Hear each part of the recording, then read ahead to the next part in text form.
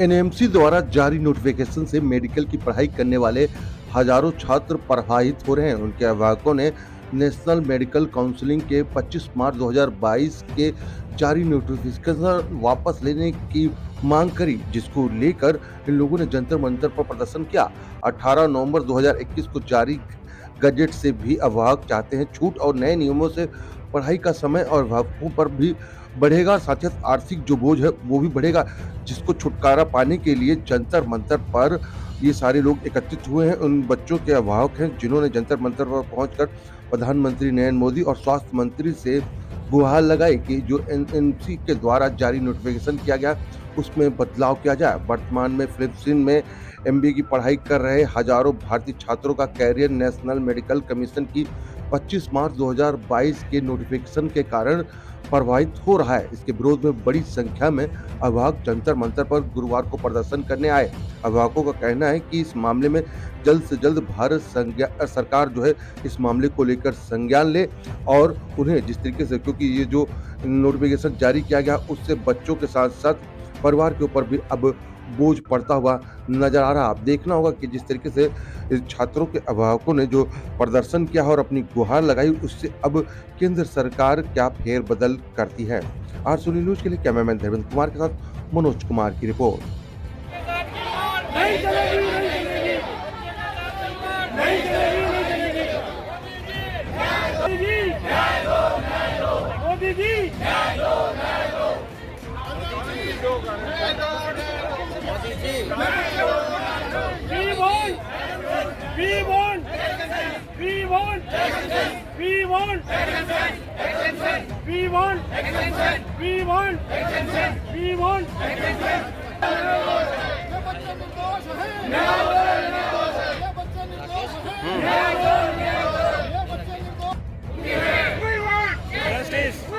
Justice.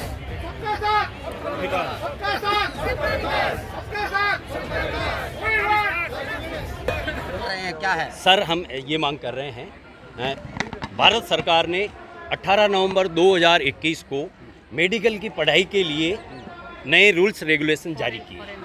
हम मानते हैं, स्वागत करते हैं। क्वालिटी एजुकेशन के लिए सरकार को समय समय पर इस प्रकार के रूल्स रेगुलेशन जारी करने चाहिए, हम उनका स्वागत करते हैं। मगर हम सरकार से ये भी मांग करते हैं कि जो रूल्स रेगुलेशन 18 नवंबर 2021 को जारी हुए, मैं आप लोगों के माध्यम से पूछना चाहता हूं, क्या वो रूल्स रेगुलेशन 2020 में जो बच्चे पढ़ रहे हैं उनके लिए लागू होने चाहिए क्या? 2019 में जिन बच्चों ने एडमिशन ले लिया उनके लिए लागू होने चाहिए क्या?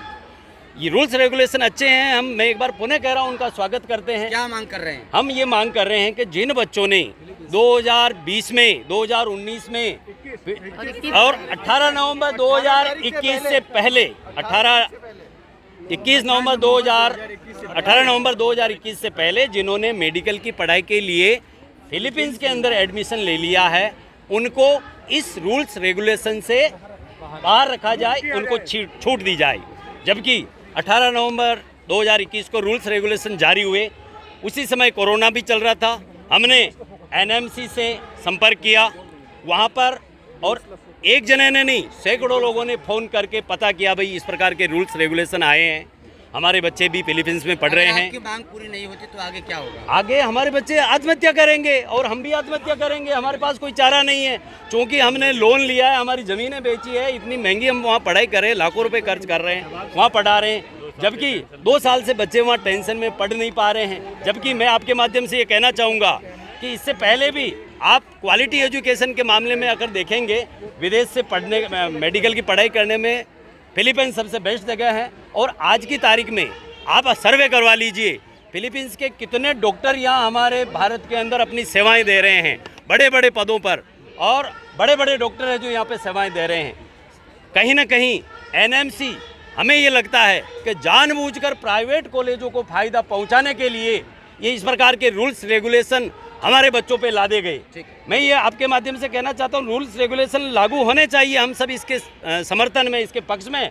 मगर ये रूल्स रेगुलेशन 18 नवंबर 2021 के बाद में जिन बच्चों ने एडमिशन लिया उन पे लागू होना चाहिए। मैं एक बात और कहना चाहूँगा, हमारे यहाँ के सिस्टम में, हमारे यहाँ के जो भी छात्र भारत के अंदर MBBS की पढ़ाई करना चाहता है, उसके लिए नीट क्वालिफाई करना बहुत आवश्यक है।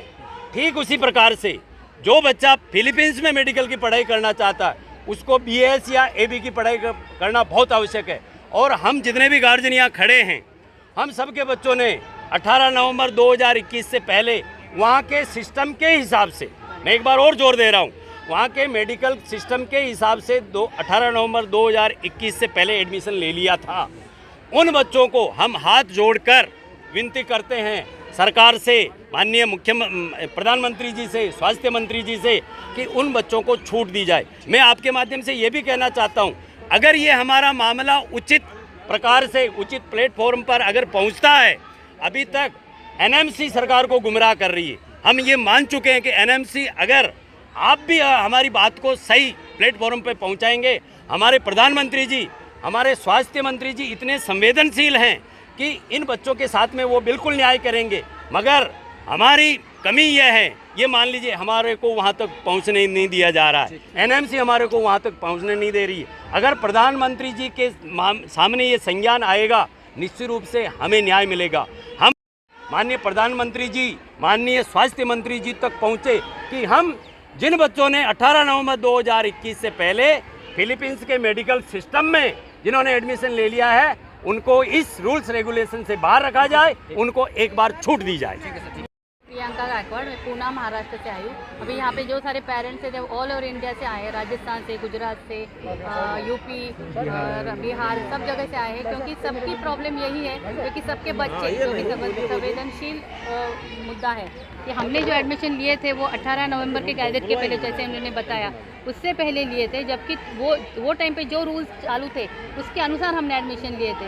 तो ये सरासर अन्याय है कि रूल्स बाद में आए और बाद में आने के बाद पहले वाले बच्चों के ऊपर थोपे दिए जाए। क्या मांग कर रहे हैं? तो हमारी मांग यही है कि जो बच्चों को 18 नवंबर के पहले, 18 नवंबर 2021 से पहले BS फिलीपींस के मेडिकल कोर्स के BS में एडमिशन ली है, उनको गैजेट से एग्जाम किया जाए।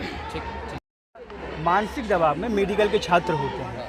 जब मेडिकल पढ़ने के लिए बच्चे जाते हैं तो ऑलरेडी दबाव में होते ही हैं, और गार्जियन को एक डर बना रहता है कि हमारे बच्चे पढ़ करके वापस आएंगे कि नहीं आ पाएंगे। आपने पिछले कई महीनों से सुन रहे हैं, कोटा में सबसे ज़्यादा सुसाइड करने वाले छात्रों में से मेडिकल के छात्र रहे हैं, चाहे वह मेडिकल एंट्रेंस के लिए तैयारी कर रहे हों, चाहे वह मेडिकल कॉलेज में पढ़ाई कर रहे हों।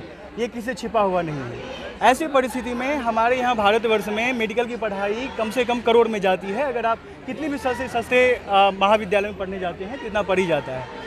फिर गार्जियन एक विकल्प चुनता है कि जिन्हें इच्छा होती है कि हमारा बेटा मेडिकल में पढ़े या हमारी बच्ची जाए मेडिकल पढ़ने के लिए, तो वो अपनी पैसे इकट्ठा करने के लिए अपने घर को गिरवी रख देता है बैंक में, या फिर अपनी जो कुछ ज़मीन होती है उन्हें बेच देती हैं। माताएं यहाँ तक करती हैं कि अपने गहना आभूषण बेच करके बच्चे को मेडिकल पढ़ने के लिए भेजते हैं। देखिए, मोदी जी से हो या स्वास्थ्य मंत्री से हो या हमारी NMC से हो, सिर्फ हम सबका एक ही मांग है कि हमारे बच्चे का कोई गलती नहीं है। जो हमारे बच्चे गए हैं मेडिकल की पढ़ने के लिए फिल्म्स में खास करके, उनके साथ में इस तरह का अन्याय ना किया जाए, क्योंकि हो सकता है कि वो इस दबाव में आकर के सुसाइड कर लें, और हो सकता है गार्जियन भी अपने दबाव में, चूँकि वो लोन चुकाने के लिए भी अपने बच्चे को ही आश्रित रहते हैं कि हमारे बच्चे पढ़ करके आएंगे, कमाएंगे, फिर वो लोन चुका पाएंगे, फिर तो किसी काबिल रह ही नहीं जाएंगे। तो साथ साथ में उसके पेरेंट्स भी सुसाइड ना करें, उनके बच्चे सुसाइड ना करें। स्पष्ट है उनकी जीवन को देखते हुए, क्योंकि वो भारत के बच्चे हैं, वो हो सकता है पढ़ करके उनका ऐसा इच्छा रहा होगा कि हम भारत में जाकर के एक अच्छी सेवा करेंगे, उनका अवसर दिया जाए। 18 नवंबर 2021 से पहले जो बच्चे एडमिशन ले चुके हैं उन्हें इन FMGLR जो 2021 के बाद लागू किया गया है उनसे बाहर रखें, और जो नए छात्र ले रहे हैं, चूँकि हम सब भारत सरकार के किसी भी रूल्स और पॉलिसी के विरोध नहीं हैं, भारत के हित में जो भी पॉलिसी है वो लागू करें, लेकिन उन बच्चों को हित में रख करके, जो बच्चे आपके भी बच्चे हैं, आपके देश के बच्चे हैं, आपके देश के भविष्य के लिए चिंतित हैं, उनसे हम सबकी एक विनती है, प्रार्थना है, खासकर मोदी सरकार, स्वास्थ्य मंत्रालय से हम सबकी बहुत बड़ी उम्मीद है। भैया, मैं संजीव गौतम, हमारे बच्चे जो हैं फिलीपींस पैटर्न पे जो हैं फिलीपींस में पढ़ने गए हुए हैं। वहाँ का जो पैटर्न है वो पहले 1.5 साल का BS कोर्स होता है, उसके बाद मेडिकल कोर्स होता है, MD कोर्स होता है। तो हमारी गवर्नमेंट से ये डिमांड है कि आपने नीट के रिजल्ट निकलने के बाद, आपने जब बच्चों ने एडमिशन ले लिया उसके बाद आपने वो रूल्स 18 नवंबर 2021 में लागू करे। तो हमारा उन बच्चों की या हमारी कोई गलती नहीं है।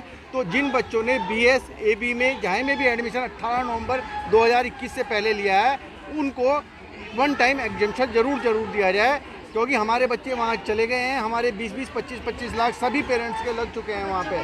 अच्छा, और बच्चों के भी किसी के 2 साल हो गए हैं, किसी के 3 साल हो गए हैं, तो हमारा ये वन टाइम एग्जेम्पशन चाहिए। उसके बाद गवर्नमेंट ने जो नए रूल्स लागू किए, मे भी संभव है कि वो शायद एजुकेशन का स्तर सुधारना चाहते हो, पर हमारे बच्चे जो बाहर से पढ़ के आते हैं वो वहाँ पे आके FMG का टेस्ट क्लियर करते हैं, जो इंडियन गवर्नमेंट के पैरामीटर पे पास करते हैं। तो इसमें भी स्क्रूटनी है, इसमें कोई दुख नहीं है। अगर जो बच्चे उसे क्वालिफाई करेंगे, वही आपके सिस्टम में आएंगे, इंडियन सिस्टम में, अदरवाइज वो बाहर रहेंगे। तो यहाँ पे भी क्या दिक्कत है गवर्नमेंट को, हमारा कहना ये है। तो वन टाइम एग्जेम्पशन हमारी डिमांड है मोदी जी से, स्वास्थ्य मंत्री जी से, और हमें पूरी उम्मीद है कि वो हमें निराश नहीं करेंगे। देखिए, इसमें माध्यम से एक ही बात मैं कहना चाहता हूं कि जो हमारा युवा पीढ़ी है उसको हम शिक्षा दे करके मजबूत करते हैं, और आज हमारी जो युवा पीढ़ी जो वहाँ से शिक्षा ग्रहण करके जो हमारे देश को आगे ले जाएगी, सभी चुनौतियों के साथ जूझते हुए जो एक मजबूत देश बनाएगी, आज उसी युवा पीढ़ी का भविष्य खतरे में है। आज वही युवा पीढ़ी जो है हमारा इतने अवसाद के रूप में है कि वो कुछ भी कर सकती है।